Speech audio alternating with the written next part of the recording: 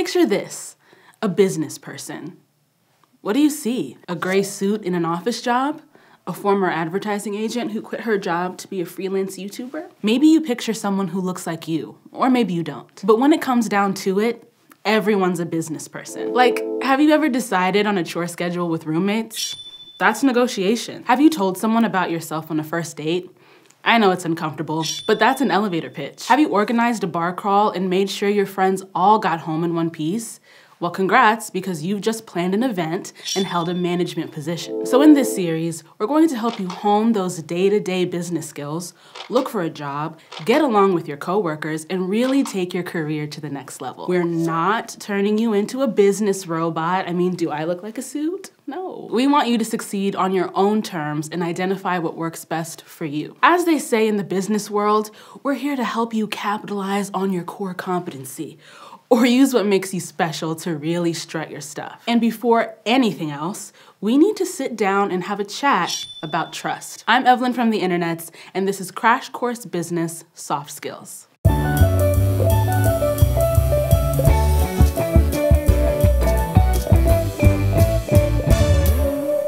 Trust may seem like a basic idea, but it's actually a challenging and fundamental concept, like the bottom level of a business pyramid.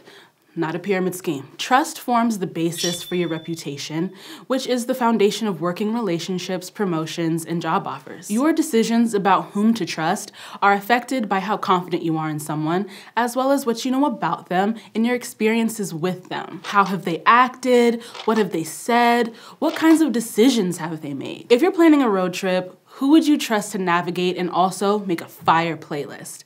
Your best friend who you've gone to concerts with since high school?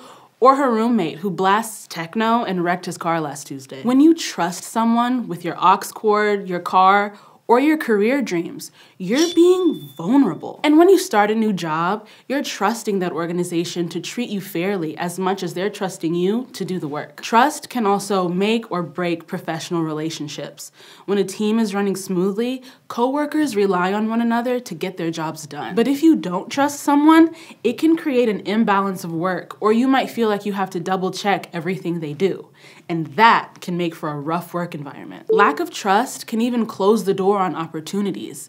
If people don't see you as trustworthy, they won't want you on their team or suggest you for that promotion. So how do you decide who's trustworthy and what can you do to make others trust you? Now, I do not have all the answers, but I can tell you that there are a few different kinds of trust, like cognitive, dispositional, and emotional. They all blend together to form a picture of how trustworthy someone actually is.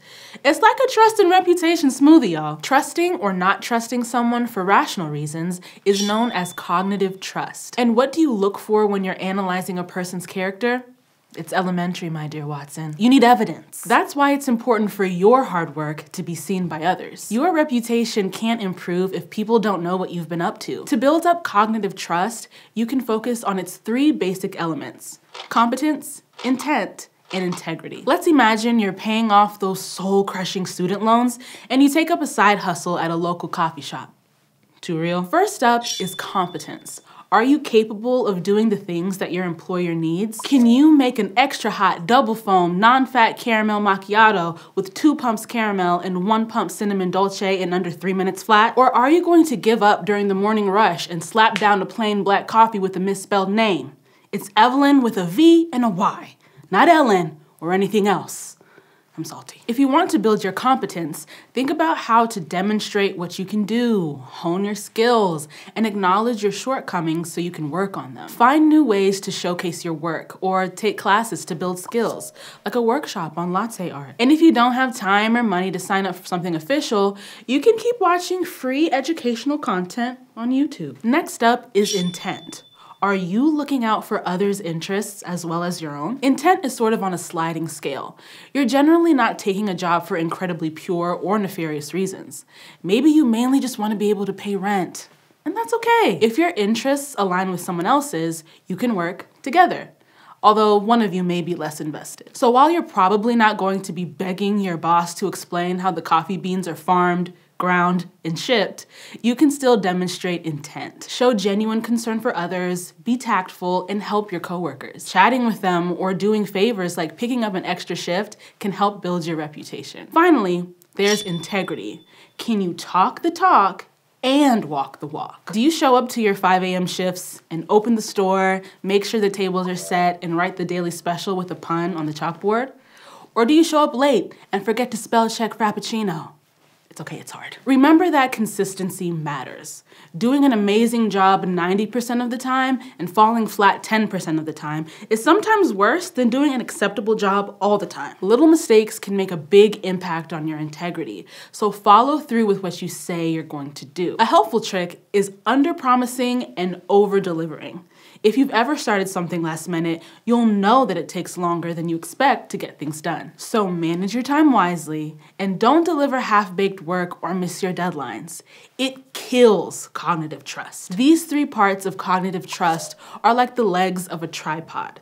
If one's missing, trust collapses and you've got a mess on your hands. But just because you've done your best to make sure your tripod can stand on its own doesn't mean you'll immediately earn someone's trust. Like we mentioned earlier, cognitive trust is only one ingredient in this trust smoothie, although it's a big one. There's also dispositional trust, a person's baseline level of trust in others.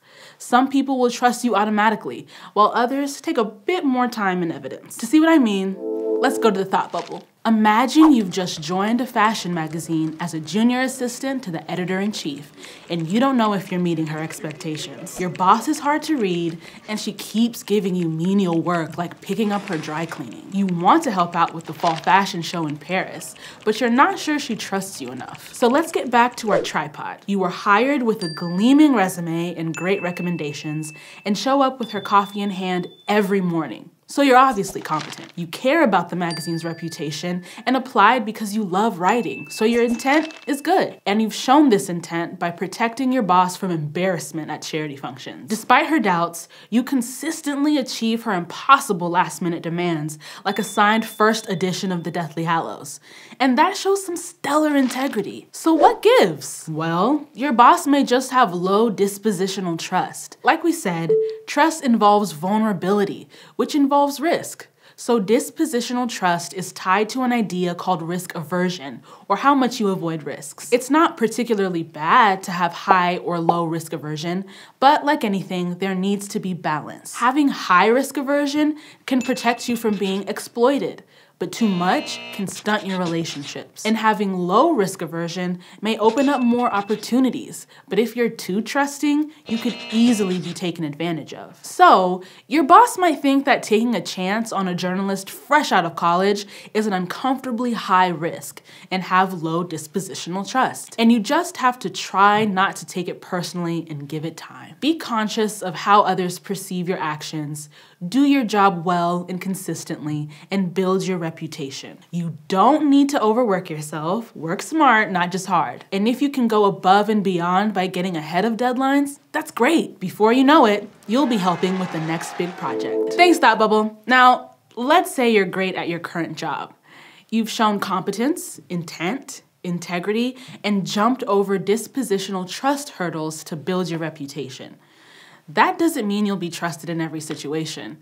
Trust also depends on the circumstance. A competence mismatch is when someone may trust your skills in one area, but not others. For example, you might trust an actor to deliver high-quality entertainment, but no matter how well they played a lovable but crotchety ER doctor, you wouldn't trust them with your actual knee surgery. An intent mismatch is if you might help someone in one way, but not others. Like, you might ask the English major down the hall who roots for a rival basketball team to read over your essay, but you're not going to ask her to seed your picks for March Madness. Building trust in all these ways can take years of time and effort, so it's important to protect your reputation and act professionally in all your jobs. Treat others with respect, hold yourself to high standards, and think about how your actions will be perceived. But it's okay to make mistakes. We've all shown up late to work at some point or had to ask for an extension on a deadline.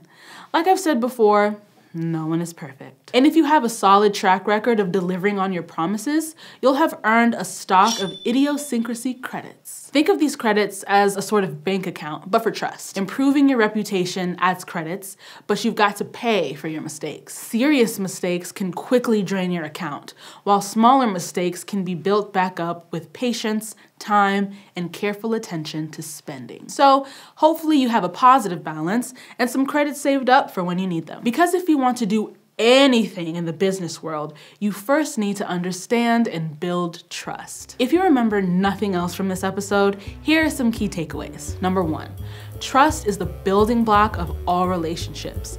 It's tricky to navigate and involves risk. Number 2, pay attention to how your actions are perceived and make sure they're being recognized. Building your reputation takes time and effort, but it pays off. And number 3, cognitive trust can be earned from competence, intent, and integrity. So use that to place your trust in the right people and earn the trust of others. Like we said, cognitive and dispositional trust are just part of the puzzle. Next time, we'll talk about how emotions can influence trust and what else you can do to make sure you're trusting people for the right reasons. Crash Course Business is sponsored by Google and is filmed in Missoula, Montana, and it's made with the help of all these nice people, and Thought Cafe is our amazing animation team. Crash Course is a Complexly production. If you want to keep imagining the world complexly with us, you can check out some of our other channels like SciShow and delve into the scientific subjects that defy our expectations and make us even more curious. Also, if you'd like to keep Crash Course free for everybody forever, you can support the series at Patreon, a crowdfunding platform that allows you to support the content you love. Thank you to all of our patrons for making Crash Course possible with their continued support.